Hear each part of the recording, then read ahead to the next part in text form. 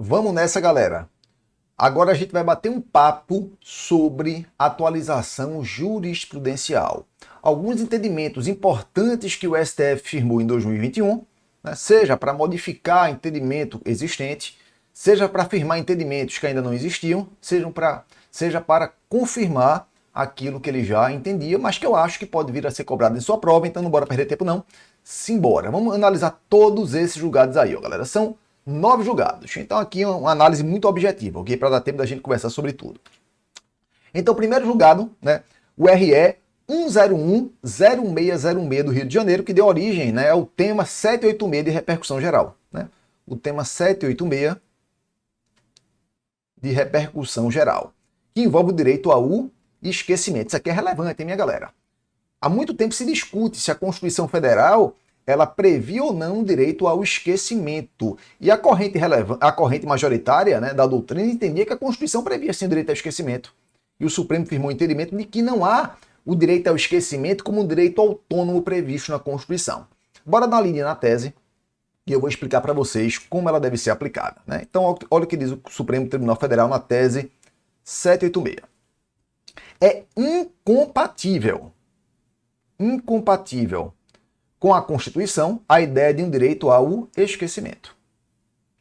Assim entendido, como poder de obstar, em razão da passagem do tempo, a divulgação de fatos ou dados verídicos ilicitamente obtidos e publicados em meios de comunicação social, analógicos ou digitais.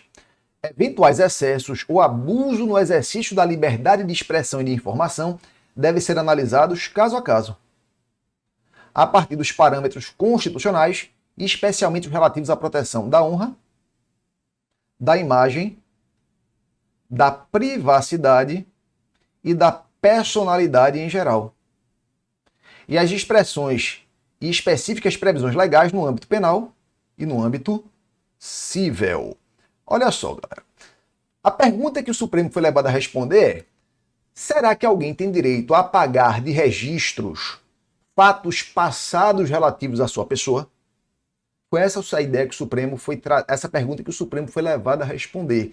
O direito ao esquecimento ele tem albergue, né, na dignidade da pessoa humana e mais pontualmente no direito à honra, privacidade e imagem.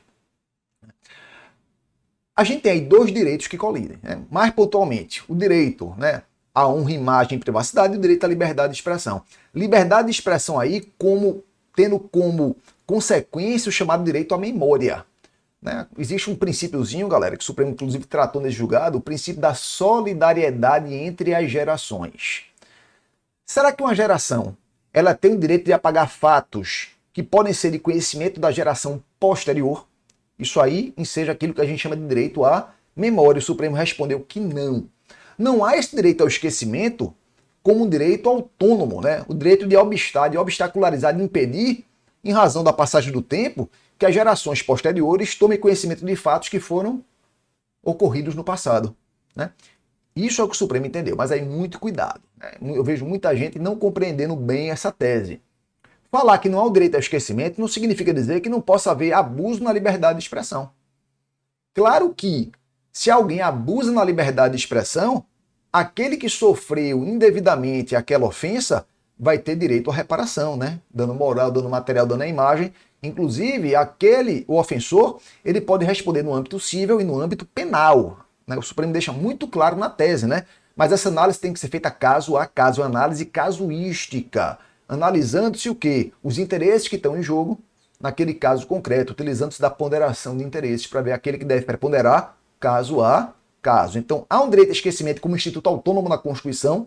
Não há. Significa que não há direito a uma reparação? Não, não significa isso. A análise ela é casuística, deve ser feita caso a caso, né? Então lembra aí, fundamentos, né?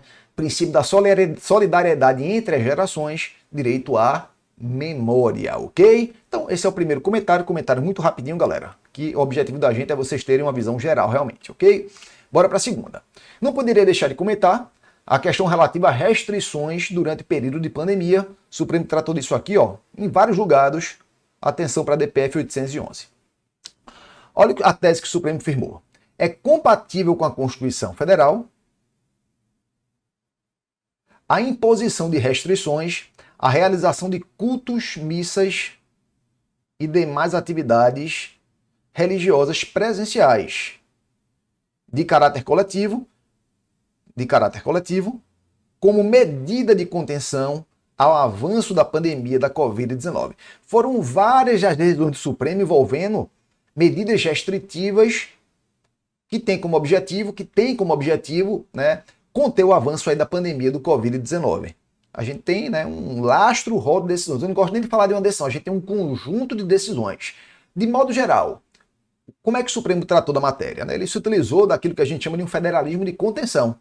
Significa o quê? Um ente nacional, a União, ela pode determinar medidas de contenção, medidas de restrição. A gente tem que entender aquelas medidas como o mínimo que deve ser atendido. Estados podem determinar contenções mais abrangentes, restrições mais severas, e município também. Respeitadas aquelas restrições mais abrangentes, podem ainda conter ainda mais. Então, é um federalismo de contenção, federalismo de restrição. Né? O Supremo adotou esse modelo durante o período de pandemia, que a gente ainda vive, inclusive. Né? Não se acabou ainda. Pelo menos nesse momento, a gente está numa situação mais amena, mas que tem que se tomar muito cuidado ainda. A gente tem aí, né, variantes que estão avançando. E o entendimento importante do Supremo aí diz respeito à possibilidade ou não de você, né, do poder público, vedar a realização de culto, missa e atividades religiosas, né, presenciais em caráter coletivo. O Supremo disse que é perfeitamente possível. Isso aí não fere a liberdade religiosa, é uma restrição, sem dúvida. Mas não há anulação da liberdade religiosa. Por quê? Porque há outras formas de se realizar missa, culto, atividade. Você pode fazer, inclusive, na modalidade telepresencial, né? Você pode fazer na privacidade do seu lar, né? Porque fazendo dessa forma você equilibra, você pondera a liberdade de religião com o direito à saúde coletiva, né? E sem ofender demais nenhum dos direitos, né? Preservando o núcleo mínimo aí de ambos os direitos. Não há dúvida de que as missas, né, as atividades religiosas, elas, quando ocorrem em caráter coletivo, há um acúmulo de pessoas ali e facilita demais a propagação do vírus.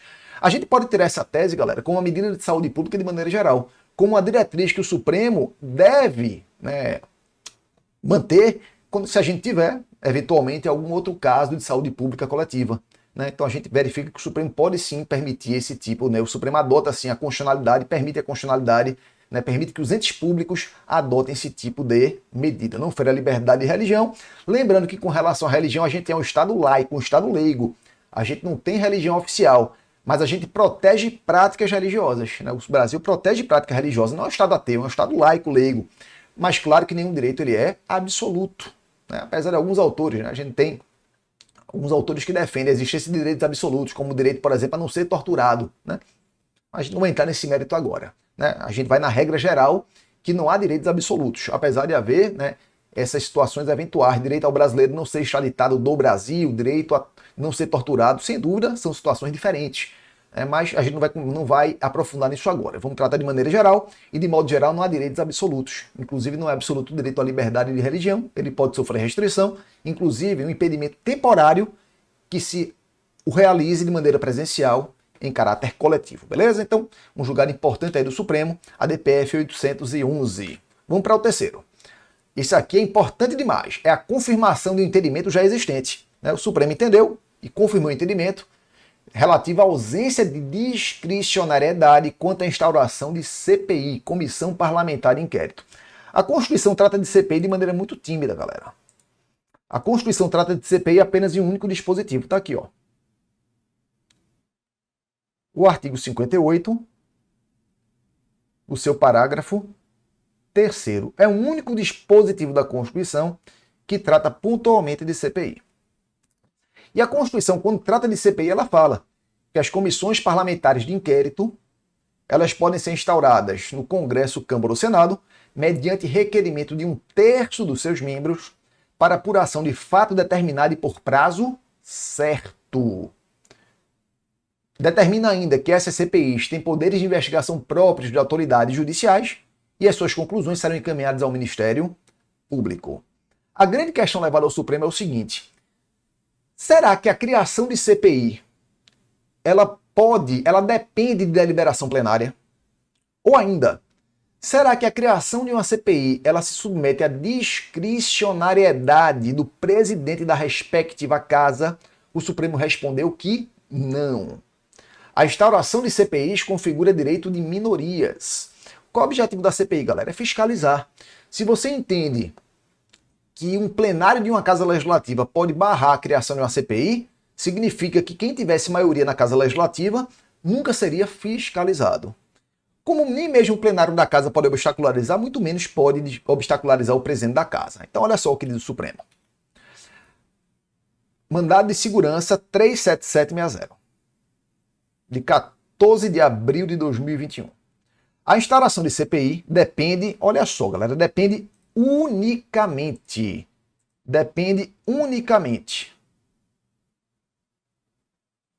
do preenchimento dos requisitos previstos no 58, parágrafo 3º da Constituição. Primeiro, requisito, o requerimento, que deve ser subscrito por 1/3 dos membros das casas legislativas. A indicação de fato determinado a ser apurado e a definição de prazo certo. Então, quais são os requisitos para se criar uma CPI? Na Constituição, 3. Requerimento subscrito por 1/3 dos membros da Casa Legislativa, CPI da Câmara, 1/3 dos deputados federais. CPI do Senado, 1/3 dos senadores. CPI do Congresso, 1/3 dos deputados e 1/3 dos senadores. Essa CPI do Congresso, você já deve ter ouvido falar com um termozinho de CPI mista, é CPI do Congresso Nacional. Então tem que ter esse requerimento subscrito. Segundo requisito, fato determinado. Lembrar que esse fato determinado tem que respeitar o Pacto Federativo. União fiscaliza assuntos, né? CPI do Congresso, Câmara ou Senado, fiscaliza assuntos de interesse da União. CPI da Assembleia Legislativa, assuntos de interesse do Estado-membro. CPI da Câmara Municipal, assuntos de interesse da Câmara do próprio município. E terceiro requisito, prazo certo. É uma comissão temporária, tem prazo certo para funcionar. Claro que ultrapassado o prazo e não concluído o trabalho, ela pode sofrer sucessivas prorrogações. Presentes os 3 requisitos, protocolado o requerimento, né, na respectiva Casa Legislativa, o ato de instauração da CPI ele não é discricionário. A CPI tem que ser efetivamente criada. O presidente da casa não pode pegar esse requerimento e bora votar aqui em deliberação plenária. Bora ver se o pleno da casa acata. Não, galera. Isso não depende de deliberação plenária. E muito menos pode o presidente da casa arquivar esse requerimento. Aqui uma observação muito pontual, né? O Supremo tem um entendimento antigo, né? Vamos ver se ele mantém esse entendimento, mas é um entendimento que é antigo, mas como não foi modificado, né? A gente vai afirmar que ele permanece, que o regimento da casa pode fixar um número máximo de CPIs funcionando concomitantemente. Então, se atingindo esse número máximo, os novos requerimentos devem aguardar a finalização de uma CPI que já foi anteriormente instaurada, né? É razoável, porque senão a Casa Legislativa não vai fazer mais nada, né? A não ser realizar a investigação por meio de CPI. Beleza? Então fica esse entendimento aí relevante do Supremo, que na realidade confirma algo que o Supremo já entendia. E aqui vem outro entendimento importante com relação à CPI. Impossibilidade de CPI convocar presidente da República e governadores dos estados e do Distrito Federal. A gente sabe que durante a CPI, né, que se chamou, né, a CPI da pandemia, foi uma CPI do Senado Federal, tentou-se convocar o presidente da República e tentou-se convocar governadores dos estados. Né? Foi ajuizado uma DPF, foram ajuizados mandados de segurança. E essa DPF é a DPF 848 e o Supremo firmou pela impossibilidade. Né? A DPF 848. Olha o que o Supremo disse. O chefe do Poder Executivo da União é titular de prerrogativas institucionais assecuratórias de sua autonomia e independência perante os demais poderes. Além de imunidade formal, ele tem imunidade formal, e responsabilidade penal temporária. A Constituição Federal isenta-o de obrigação de depor ou prestar esclarecimentos perante casas legislativas da União e suas comissões, como emerge da dicção dos artigos 50, caput e parágrafo 2º e 58, parágrafo 2º, 3º da Constituição Federal, aplicáveis por extensão aos governadores de estado. Bora por partes aqui para a gente compreender. Então a conclusão qual é? CPI não pode convocar chefe do executivo. Nem CPI federal, nem estadual, nem municipal. No caso aí, se tratava de CPI, primeiro ponto, querendo convocar presidente da República. Quando você vai no artigo 50 da Constituição, o artigo 50 determina e possibilita que as casas legislativas elas podem convocar autoridades diretamente subordinadas à presidência da República. Então ela pode convocar, por exemplo, o ministro de Estado. Mas ela não possibilita a convocação direta do próprio presidente da República. É o que está no artigo 50 da Constituição, né? O caput no seu parágrafo 2º, bem como no 58, parágrafo 2º, 3 da Constituição. Então, não é possível CPI do Congresso convocar presidente da República.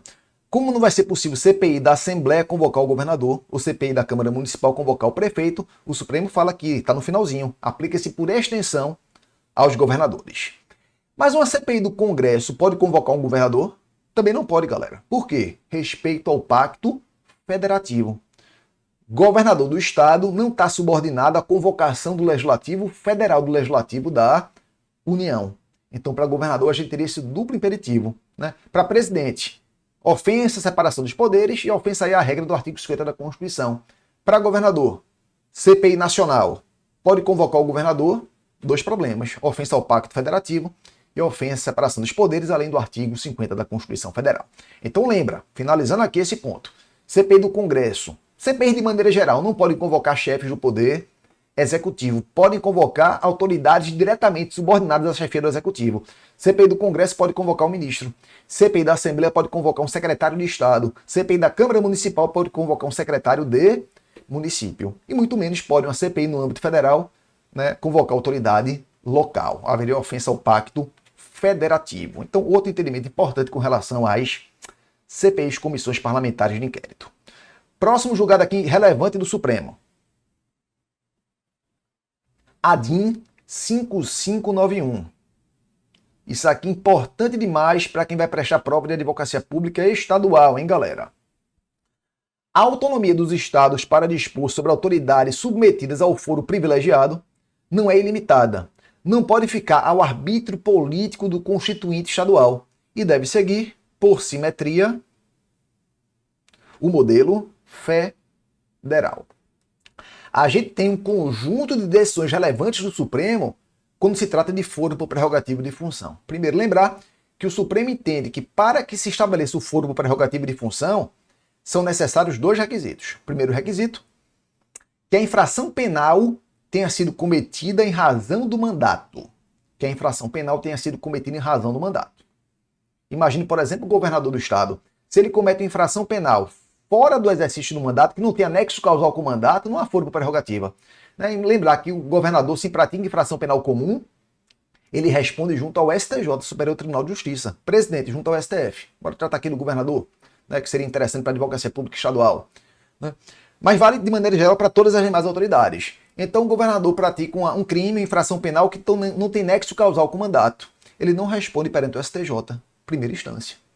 E além de ter nexo causal com o mandato, segunda necessidade, segunda condição, né? Tem que se estar no exercício do mandato. Se a autoridade ela não se encontra no exercício do mandato, ela perde o foro por prerrogativa de função. Então o governador praticou infração penal comum em razão do mandato. Mas antes de terminar o mandato, ou melhor dizendo, antes do processo ser julgado, o mandato encerra, o mandato termina, o mandato extingue. Ele perde o foro por prerrogativa, mas aí lembra que o Supremo define o marco temporal, né, até o final da instrução probatória. Né? Se por acaso a perda do mandato ocorre após o final da instrução probatória, o foro por prerrogativa ele é mantido. Quando é que isso acontece? Intimação das partes para apresentar razões finais, alegações finais. Então, as partes foram intimadas para apresentar razões finais. Após isso, a autoridade perde o mandato. Ainda assim, vai ser julgada pelo foro por prerrogativa. Então, lembrando, né, resumindo aqui que a gente já conversou até agora para chegar aqui na tese firmada pelo Supremo. Tese geral com relação ao foro por prerrogativa. Só vale o foro por prerrogativa de função se o crime, a infração penal tiver sido cometida com nexo causal com o mandato e a autoridade estiver no exercício do mandato. Situação excepcional. Mandato se encerra e ainda não houve conclusão do processo. O processo não foi julgado. Como regra, o que é que vai acontecer? Perde-se o foro por prerrogativa. Salvo se as partes já tiverem sido intimadas para apresentação de alegações e razões finais. Nesse caso, mantém-se o foro prerrogativa. Isso é a regra geral, né? O Supremo tratou, inclusive, recentemente da questão do mandato cruzado, né? O cara é deputado federal e se reelege para senador. Será que mantém o foro prerrogativa? O Supremo entende que mantém o foro prerrogativa, é um mandato cruzado, né? Nesse caso, ainda assim, apesar dele não ser mais deputado, ele ainda né, titular de um mandato que tem foro prerrogativo, então, no caso, o Supremo entende que mantém-se o foro prerrogativo no caso de mandatos cruzados. E o que chegando aqui na tese? Muito se discutiu se o Estado-membro teria ou não autonomia para criar novas hipóteses de foro por prerrogativa de função. O que é que o Supremo responde para a gente? Galera, o Estado-membro não tem, né, não tem essa autonomia ilimitada. Ele não pode criar em qualquer situação foro por prerrogativa, porque isso aqui se vincula ao princípio da simetria. Então, as hipóteses de foro por prerrogativa estão expressas ou implicitamente na própria Constituição Federal. Porque a Constituição Federal, quando trata do foro por prerrogativa, ela já se preocupou, além das autoridades federais, com autoridades locais. Governador, infração penal comum, STJ. Prefeito, infração penal comum de competência da estadual, Tribunal de Justiça. De competência da federal, TRF. De competência da eleitoral, TRE. A própria Constituição Federal já se preocupou com as autoridades estaduais e municipais. Logo, o Estado ele não tem ampla autonomia para fixar novas hipóteses. Por quê? Porque tem que estar expresso ou implícito na própria Constituição. Algumas hipóteses expressas já trouxe para vocês, né? Governador e prefeito. Hipótese implícita, secretário de Estado. Secretário de Estado não está previsto expressamente na Constituição Federal como foro por prerrogativa. Mas o Supremo entende que assim se aplica a simetria nesse caso. Porque a organização do Executivo Federal, ela se aplica por simetria ao Executivo Estadual. Enquanto o ministro de Estado ele se vincula diretamente ao presidente da República, um secretário de Estado se vincula diretamente ao governador. Então, o secretário de Estado ele tem foro para prerrogativa de função junto ao Tribunal de Justiça, junto ao TJ. Assim como o ministro de Estado tem foro para prerrogativa junto ao STF. Então, compreenderam? Então, se aplica a simetria. Foro por prerrogativa de função de autoridade estadual ou municipal. Se aplica a simetria. Ou a previsão expressa na Constituição, como é o caso de governador e prefeito, ou a previsão implícita, como é o caso de secretário de Estado, segundo o Supremo, a competência seria do Tribunal de Justiça para julgar os seus crimes, beleza? Então, se aplica a simetria, Estado-membro não vai ter autonomia para tratar de modo diverso. Veto, entendimento importante do Supremo aqui, galera. Olha só, ADPF 714, ADPF 714, onde o Supremo tratou aí da questão da retratação do veto. Não se admite novo veto. Não se admite novo veto em projeto de lei promulgado, em lei já promulgada e publicada, manifestada a aquiescência do Executivo com projeto de lei para oposição da sanção. A posição da sanção evidencia-se a ocorrência de preclusão entre as etapas do processo legislativo, sendo incabível eventual retratação. Então, entendimento aí relevantíssimo do Supremo. Qual era a situação aqui, galera?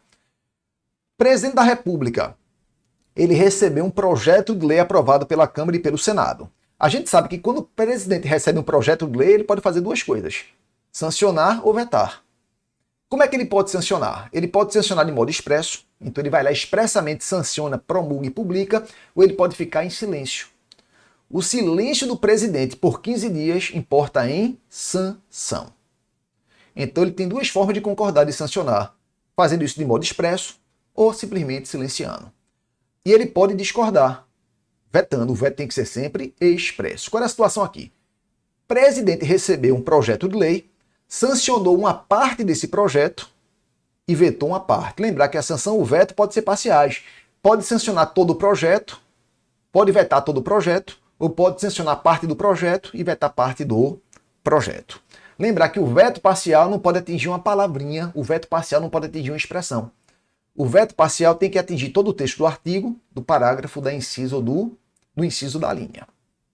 No caso aqui, o presidente, né, inclusive era um projeto de lei que tratava de uso de máscara, ele sancionou, né, o projeto de lei, né, parcialmente e vetou parcialmente. Então, uma parte seguiu para promulgação e publicação, outra parte ela foi vetada. Da parte que ele sancionou, que envolvia inclusive a questão da utilização de máscara em presídio, né, a obrigatoriedade de utilização de máscara em presídio, ele se arrependeu. Ele se arrependeu e tentou pegar essa parte que ele sancionou e colocar um veto nela. Seria esse novo veto. Né? O que foi que o Supremo disse? Que não é possível. O veto ele é irretratável. Quando o presidente veta, enviando as razões do veto ao presidente do Senado Federal, ele não pode mais voltar atrás. Beleza, galera? Então o Supremo firmou um entendimento aqui que já é consagrado na doutrina há muito, né, no sentido de que uma das características do veto é a irretratabilidade. Né? Uma das características do veto é a irretratabilidade. Vetou, não pode voltar mais atrás. Né? Então, de novo, qual era a situação fática aqui? Presidente sancionou parte e vetou parte. A parte que ele sancionou, ele se arrependeu. Né? E queria voltar atrás, ele não podia voltar atrás, tanto a sanção quanto o veto são irretratáveis. Né? Não havia outra situação a não ser seguir em frente. A parte vetada vai ser analisada pelo Congresso Nacional, a parte sancionada vai ser promulgada e publicada, beleza? Próximo julgado aqui relevante, regime remuneratório dos servidores públicos. Mais pontualmente aqui a questão envolve o artigo 37.11 da Constituição e seu parágrafo 9º. Olha o que o Supremo decidiu. O teto constitucional remuneratório não incide sobre os salários pagos por empresas públicas e sociedades de economia mista, empresa pública e economia mista, bem como suas subsidiárias, que não recebam recursos da Fazenda Pública. Olha só como a Constituição trata desse tema, galera. Bora aqui para o artigo 37.11. 37.11 é o que trata do teto. A remuneração e o subsídio dos ocupantes de cargos, funções e empregos públicos, da administração direta, autárquica e fundacional, membros de quaisquer dos poderes da União, dos Estados, Distrito Federal, dos municípios, detentores de mandato eletivo e dos demais agentes políticos, e os proventos de pensões ou outras espécies remuneratórias percebidos cumulativamente ou não, incluída vantagem pessoal ou de qualquer outra natureza. Claro que aqui não entra natureza indenizatória, né? Não entra aqui nesse rol, porque não é regime remuneratório, não poderão exceder, é o teto, o subsídio mensal em espécie de ministro do STF, aplicando-se como limite nos municípios subsídio de prefeito, nos estados e no Distrito Federal subsídio mensal do governador no Executivo, subsídio de deputado estadual e distrital no âmbito do Legislativo, e dos desembargadores do TJ, limitado a 90,25% do subsídio mensal de ministro supremo no Poder Judiciário. Aplicável este limite aos membros do Ministério Público, aos procuradores e defensores públicos. Beleza? Então aí estão os tetos e subtetos. Olha o que diz o parágrafo 9º, bora achar ele aqui. Cadê você? O disposto no inciso 11, a gente acabou de ler, aplica-se a empresas públicas e economia mista e suas subsidiárias que receberem recursos da União, dos estados e do Distrito Federal e dos municípios para pagamento de despesa de pessoal ou de custeio em geral. A gente tem, galera, um relevante conjunto de decisões do STF que trata desse regime remuneratório de servidor público do teto constitucional. Primeiro, lembrar que esse teto, quando se trata de acumulação de remunerações, o camarada tem 2 cargos de professor, né? Um cargo de médico e outro na área de saúde, né? Ou melhor dizendo, 2 profissionais na área de saúde, né? Ou um cargo, né, de professor, né, que seja acumulável, enfim, aquelas hipóteses de acumulação que a Constituição prevê. Como é que a gente calcula o teto? A gente calcula isoladamente e não pela soma.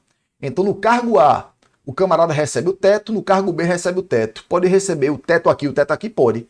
Porque o teto, nesse caso, não vai ser computado pela soma, mas por cada cargo, isoladamente. Primeiro ponto relevante é esse. Segundo ponto, lembrar, né, que o Supremo entende que os procuradores municipais se submetem ao mesmo teto dos procuradores estaduais. Né? Seria 90,25% dos subsídios de ministro do STF. Né? Outro ponto importante para a advocacia pública, a possibilidade de recebimento de honorários, né? De honorários de sucumbência. Nesse caso, o Supremo entende que o cômputo dos subsídios com os honorários deve respeitar o teto constitucional, beleza? Então, entendimentos importantes. E o que foi levado o Supremo a responder agora aí? Nessa DIN 6584. A lei orgânica do Distrito Federal determinava a aplicação do teto para todas as empresas públicas e sociedades de economia mista, bem como suas subsidiárias. Está na lei orgânica do Distrito Federal. O 37, parágrafo 9 diz que o teto só vai ser aplicado em empresa pública e economia mista se elas receberem recursos da União, dos estados ou dos municípios para custeio e pagamento de pessoal. Qual foi a resposta que o Supremo tinha que dar? Será que o ente local, o estado e município ou o Distrito Federal pode tornar a regra ainda mais restrita, determinando a aplicação do teto até mesmo para as empresas públicas e economias mistas independentes que não recebem recursos de entes públicos? O Supremo respondeu que não. O 37, parágrafo 9 é aplicável diretamente a estados e a municípios, bem como ao Distrito Federal. Ele não pode estabelecer uma regra mais gravosa. Então, o que foi que ele disse? O teto remuneratório não incide sobre salários pagos a empresas públicas e economia mista e suas subsidiárias que não recebam recursos da Fazenda Pública.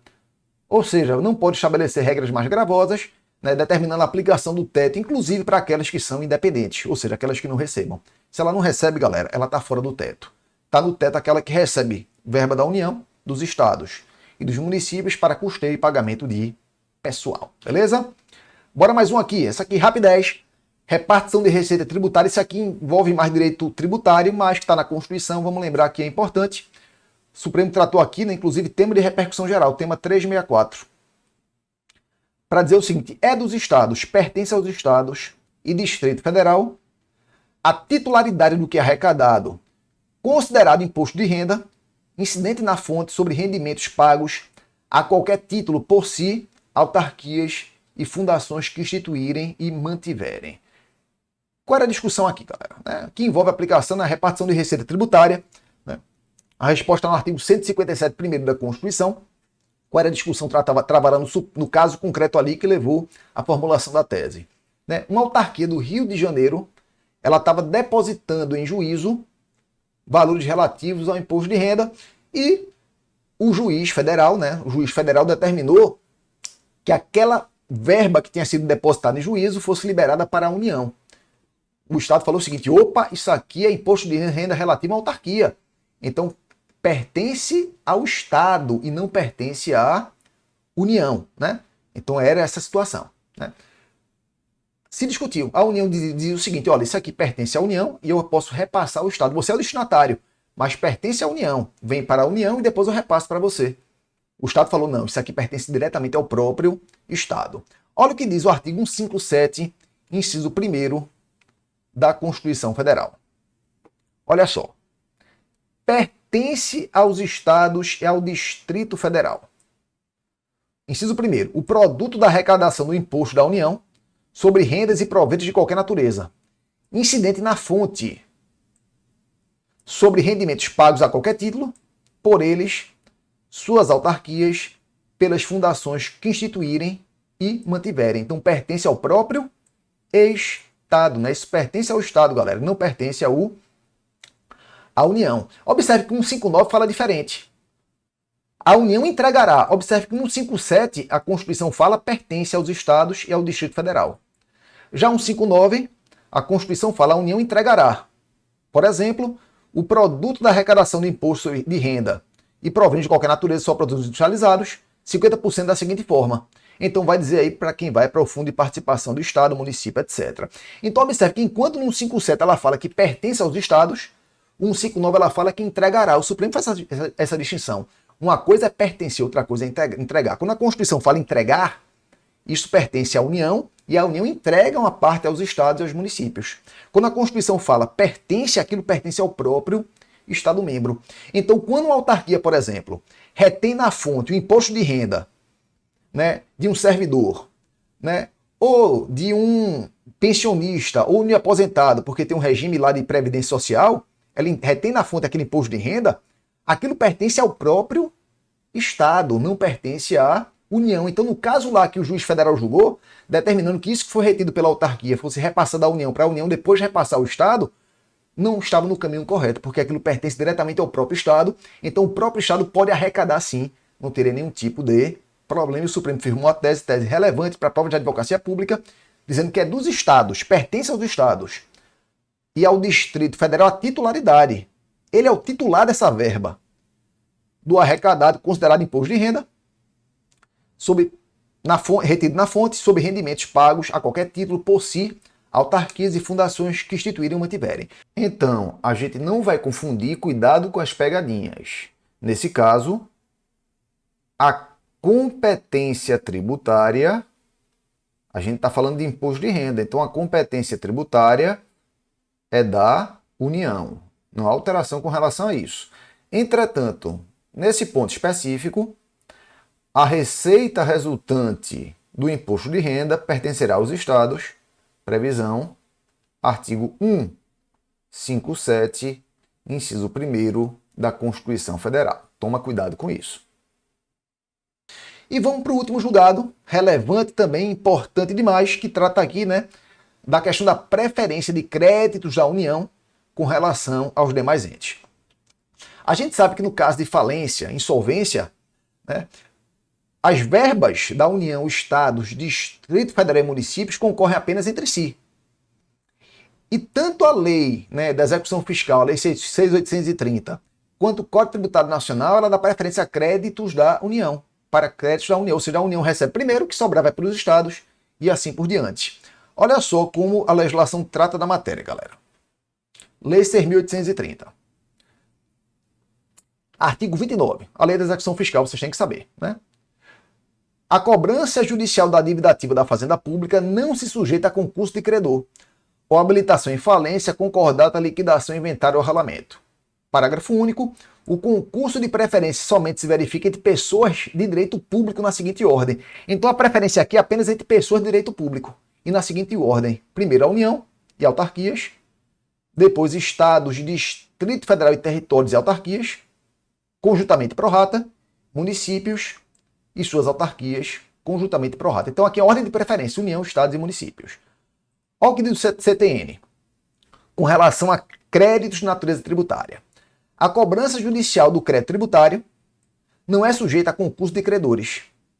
Aí vem um parágrafo único, concurso de preferência somente se verifica entre pessoas de direito público, mesma regrinha lá, na seguinte ordem, União, Estados, Distrito Federal, territórios, municípios. Então observe que a lei da execução fiscal é mais ampla, porque fala cobrança de dívida ativa da Fazenda Pública, aí pode ser tributária ou não. O CTN trata de dívida de natureza tributária. O que foi que o Supremo foi levado a responder?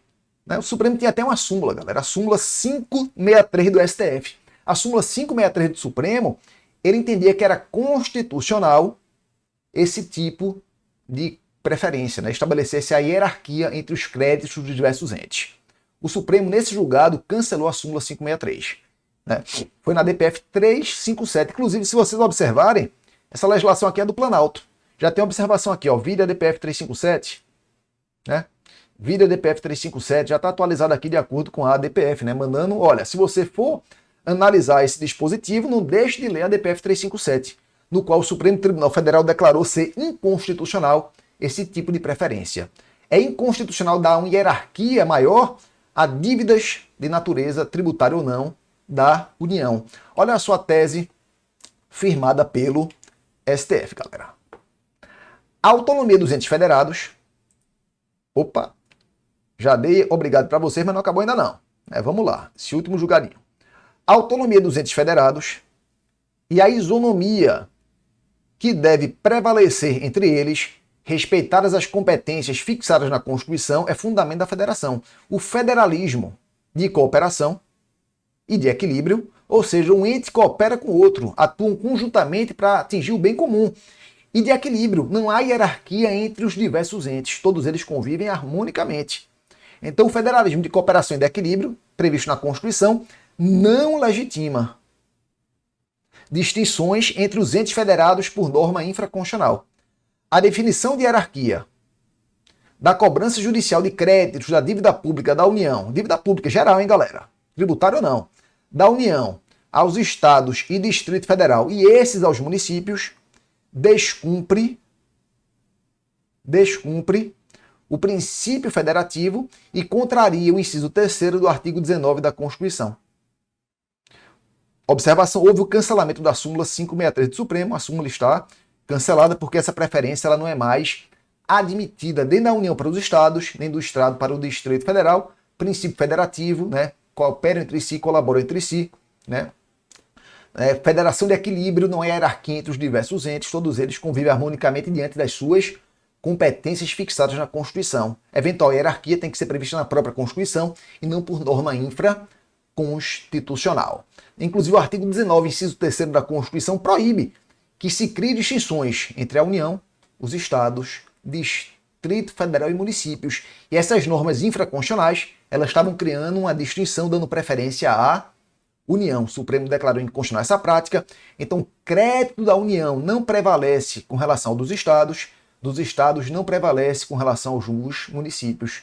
Eles concorrem entre si em igual hierarquia. Beleza, galera?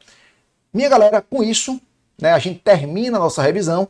Obrigado pela confiança depositada em um excelente 2022. Espero um 2022 cheio, repleto de sucessos, de conquistas para vocês. Muito foco, né? A gente sabe que a vida de concurseiro não é fácil, exige foco, exige motivação diária. Então se pergunte sempre o que é que motiva você. Porque toda vez que você achar essa resposta, você vai encontrar o foco que você precisa, a determinação que você precisa para atingir a sua meta. Conte comigo, né? Alguma dúvida que você tenha mantido, me procura lá no Instagram, Prof. Mário, né? Esses temas aqui, praticamente todos que a gente conversou, eu trato no meu livro aqui, ó, Diálogos sobre Direito Constitucional, né?